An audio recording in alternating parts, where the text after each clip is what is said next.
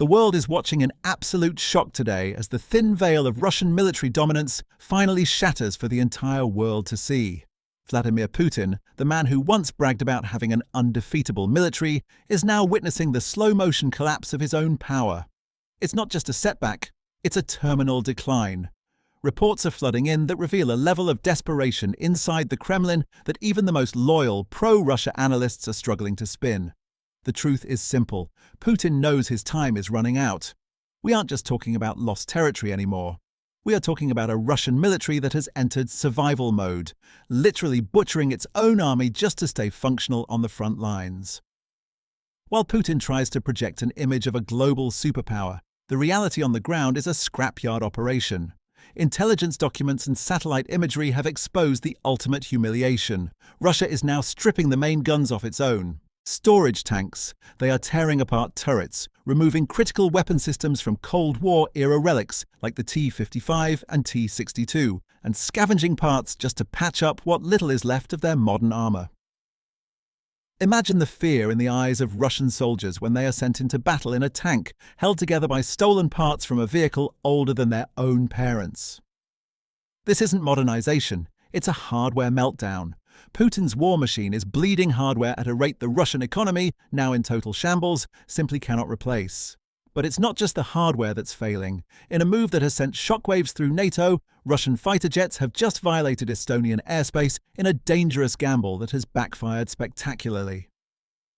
This wasn't an accident. It was a deliberate provocation by a man who is cornered and desperate to look powerful one last time. But instead of splitting the West, Putin has achieved the opposite. He has poked the NATO bear, and the alliance has responded with a level of unity and speed that has left the Kremlin stunned. NATO is no longer just watching from the sidelines. High-level diplomats from Britain, France, and Germany have officially warned Moscow further incursions will no longer be tolerated. The line has been drawn in the sand. The next step isn't a diplomatic letter. It's the sound of NATO jets shooting Russian planes out of the sky. Even President Trump, a man who understands that peace only comes through absolute strength, has made his position clear. NATO should shoot down any Russian aircraft that dares to violate Allied territory. Under the previous administration's weakness, Putin felt emboldened to exploit every loophole and test every limit. But that era is over. The warrior mindset has returned to the global stage, and Putin is realizing that his bluffs are being called. As Ukraine launches precision drone strikes deep inside Russian territory, hitting the very factories that produce the components Putin needs to survive, the cracks in the Kremlin's armor are turning into canyons. The question isn't if Putin will face a hardware collapse, it's how many weeks he has left before his own people realize the emperor has no clothes. The momentum has shifted, the world is unified, and the ultimate endgame is closer than anyone dared to imagine just a few months ago. But the humiliation doesn't stop at the border. Deep inside Russia, the very foundation of Putin's military power is rotting away. For decades, the Kremlin projected an image of an unstoppable modern force, a superpower that could rival the combined strength of the West. Today, that illusion has been vaporized. What we are seeing now is the birth of a scrapyard superpower. The statistics coming out of the front lines are staggering. Since the start of this conflict, Russia has lost thousands of tanks. Not just any tanks, but the T-72s, T-80s and T-90s that were supposed to be the backbone of their armored divisions. Putin thought he could outlast the West by sheer volume, but he forgot one critical detail. You can't win a modern war with equipment that belongs in a museum. Leaked logistics documents and battlefield footage have confirmed the unthinkable. Russian maintenance crews are now engaging in what can only be described as military cannibalism. They are taking the main cannons off of T-62 tanks, tanks that were outdated when the Berlin Wall was still standing, and welding them onto hulls that are barely holding together. This isn't just a supply chain issue, it's a total systemic failure. When you see a modern army stripping its own museum pieces for spare parts, you aren't looking at a force that is winning. You are looking at a regime that is panicking. These Frankentanks are being sent to the front lines without proper optics, without thermal imaging, and often without the reactive armor needed to survive even a single Ukrainian drone strike. Russian tankers are being sent into a meat grinder in steel coffins that were never designed for the 21st century. And why is this happening? Because the sanctions are finally hitting where it hurts. Russia can no longer import the high-end microchips and precision sensors required to build new modern weaponry. Their factories are at a standstill. The Kremlin keeps claiming they are ramping up production, but you can't build a 2025 tank with 1970s technology. Meanwhile, the warrior mindset we've seen from leaders like President Trump is highlighting exactly why this matters. Strength is respected, desperation is exploited. While the previous weak foreign policy allowed Putin to believe he could bluff his way through any crisis, the reality of a depleted arsenal means he no longer has the cards to play. He is trying to trade lives for time, hoping the world will get tired of the conflict before his warehouses run completely dry. But time is the one thing Putin doesn't have. Every day that passes, another warehouse is emptied of its spare parts. Every day, another Franken-tank is turned into a pile of scrap metal by Ukrainian forces. The scrapyard superpower is running out of scrap, and when the metal runs out, the regime's survival becomes a question of when, not if. The pressure isn't just coming from the front either, it's coming from the sky. As we speak, Ukraine's drone program is evolving faster than Russian air defenses can adapt. They aren't just hitting tanks anymore, they are hitting the factories that make the few parts Russia can still produce. The arteries of the Russian war machine are being severed, and Putin knows that once the heart of his military industry stops beating, his hold on power dies with it. While Putin's ground forces are cannibalizing themselves just to stay in the fight, the Kremlin has decided to take the conflict to a terrifying new level of escalation. We are talking about a direct, challenge to the most powerful military alliance in human history. By sending Russian fighter jets, specifically the high-speed MiG-31 interceptors, into Estonian airspace, Putin isn't just testing borders, he is testing the world's resolve. Estonia may be a small nation, but under the NATO charter, an attack on one is an attack on all. When those Russian jets crossed that line and stayed there for 12 agonizing minutes, they weren't just lost. This was a calculated, cold-blooded provocation. Putin is trying to see if the West will blink. He wants to know if NATO is a paper tiger or a wall of steel. But the response he got was not the one he planned for. NATO didn't just issue a statement. They scrambled jets with a speed that proved the alliance is at its highest state of readiness in decades. For the first time, we are seeing a shift in the language coming out of Europe. The days of de-escalation at any cost are over. In a closed-door meeting in Moscow, diplomats from Britain, France, and Germany delivered a message that was as sharp as a bayonet. The next time you cross our line, we will not escort you out. We will shoot you down. This is the warrior mindset in action. It's the realization that you cannot bargain with a bully who only understands force.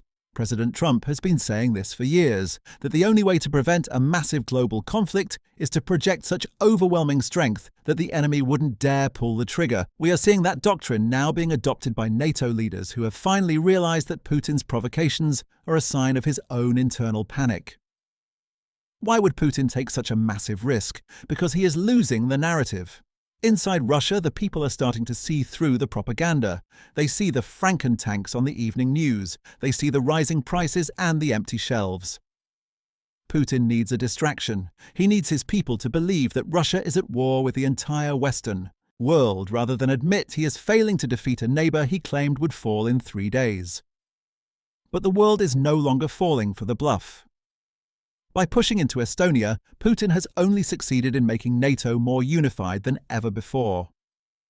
Countries that once hesitated to send weapons are now opening their arsenals.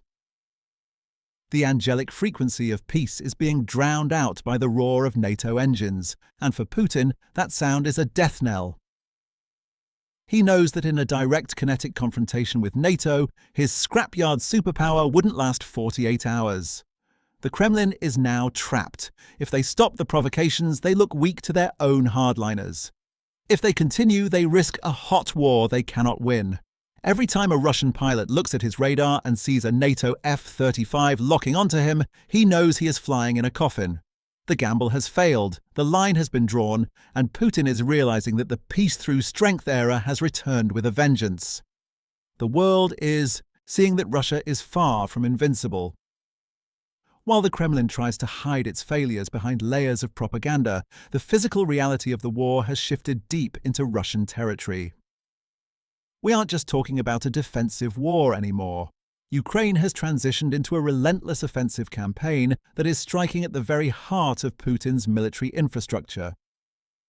The most vivid demonstration of this shift just occurred in the Bryansk region. Ukrainian forces launched what local officials are calling the most powerful and massive drone attack since the start of the entire conflict. For over 12 hours, wave after wave of Ukrainian drones swarmed the region, overwhelming Russian air defenses that were once thought to be impenetrable. But this wasn't just a random strike to cause panic, it was a surgical operation aimed at the arteries that keep the Russian military alive. Specifically, a major industrial facility in Karachev was hit with devastating precision. This isn't just a civilian factory. This is a critical hub that builds the specialized electrical connectors and components found in almost every piece of Russian military hardware, from advanced antennas to the circuit boards in their missile systems. By using Neptune cruise missiles in a coordinated strike with elite drone units, Ukraine has effectively cut off a major supply line for the Kremlin's high-tech weaponry. Putin is running out of the three things he needs most: hardware, money, and time. Because of the heavy sanctions, his factories are at a standstill. They can't get the microchips from the West, so they are turning to lower-quality alternatives from China that are failing at an alarming rate. Even the specialized CNC machines needed to cut tank hulls and missile casings by hand are now being restricted, forcing Russia to rely on one-time razor-precision tools that break down before a single production cycle is finished. The warrior mindset displayed by Ukraine's drone operators is proving that technology and determination can overcome raw, outdated numbers. While Russia is busy scavenging for spare parts from 1950s-era tanks, Ukraine is using homemade long-range drones to ignite oil terminals and energy hubs. Nearly 40% of Russia's oil refining capacity has been forced offline by these strikes, hitting the Kremlin's wallet as hard as its military. As these factories burn and the power grids fail, the Russian people are beginning to see the slow collapse of a man who promised them a quick victory. The move is manifesting on the battlefield, and for the first time, Ukraine has the initiative. They are no longer just reacting to Putin's moves. They are dictating the terms of the war by systematically dismantling the infrastructure that supports it. If you believe that truth will always prevail over lies and strength will overcome desperation, type "I am ready" in the comments right now to seal this word. We are witnessing a turning of the tide, where the bully is finally being stripped of his tools and his ego. As the smoke clears from the latest strikes and the Frankentanks stall on the battlefield, one truth becomes undeniable. Vladimir Putin is out of moves. The aura of the strongman that he spent 2 decades building has been stripped away, exposing a leader who is cornered, isolated, and increasingly desperate. History shows us that leaders who depend on illusions eventually lose to reality, and the reality for Putin is a slow, agonizing collapse. We are witnessing the final chapter of a regime that overplayed its hand. Putin's attempt to intimidate NATO by violating Estonian airspace didn't fracture the alliance, it forged it into a wall of steel. His attempt to overwhelm Ukraine with a massive army has resulted in him butchering his own arsenal just to survive another month. The world is watching Russia panic, and the question is no longer if the end is coming, but how it will arrive. This is where the warrior mindset of American leadership becomes the ultimate wildcard. President Trump has consistently advocated for peace through absolute strength, and the Kremlin knows that the era of stalling is over. Trump has publicly stated that while the Russia-Ukraine conflict has been the hardest to resolve, he remains committed to securing a deal that protects American interests and global stability. If Putin's options continue to evaporate, he may be forced to the negotiating table not as a conqueror, but as a man looking for an exit strategy before his own people demand his resignation. The momentum is firmly with Ukraine. For the first time since the initial invasion, they have the upper hand, not just in the trenches of the Donbass, but in the psychological war for the future of Europe.